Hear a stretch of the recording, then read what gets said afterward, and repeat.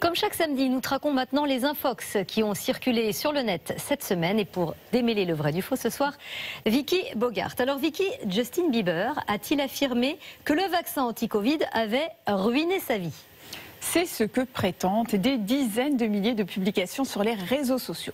On peut lire que le vaccin serait à l'origine de la paralysie faciale du chanteur et qu'il aurait l'intention de poursuivre Pfizer. Sauf que cette rumeur est partie d'un article du Vancouver Times et il ne s'agit pas d'un média d'information mais d'un site parodique.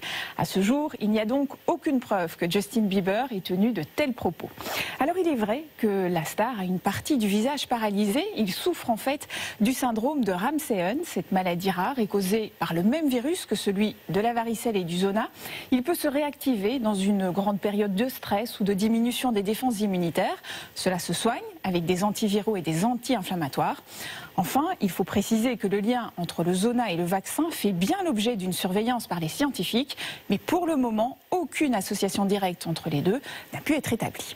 En tout cas, on souhaite un bon rétablissement à Justin Bieber. Alors, une éruption de l'Etna émet-elle plus de CO2 que l'activité humaine sur Terre ? C'est surprenant et c'est ce que laisse croire un post qui revient très régulièrement sur Facebook. Une éruption de ce volcan situé en Sicile, en Italie, aurait rejeté dans l'atmosphère 10 000 fois plus de CO2 que toute l'humanité. Or, les scientifiques sont unanimes, c'est totalement faux. Selon des centaines de chercheurs spécialistes du carbone, de géologie ou de volcanologie, les activités humaines émettent chaque année jusqu'à 100 fois plus de CO2 que l'ensemble des volcans de la planète. Ces derniers participent aux émissions de dioxyde de carbone, mais leur responsabilité dans le dérèglement climatique est bien moindre que celle des hommes. Voilà, c'est notre responsabilité.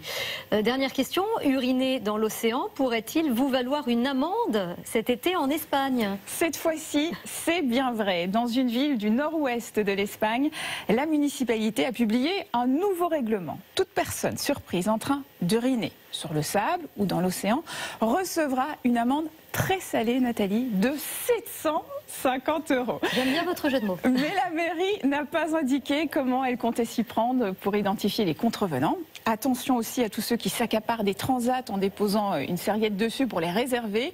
Ceux qui seront pris à ce petit jeu s'exposent désormais à une amende de 30 €. Allez, on vérifiera tout ça au cours de l'été. Merci beaucoup, Vicky, en tout cas.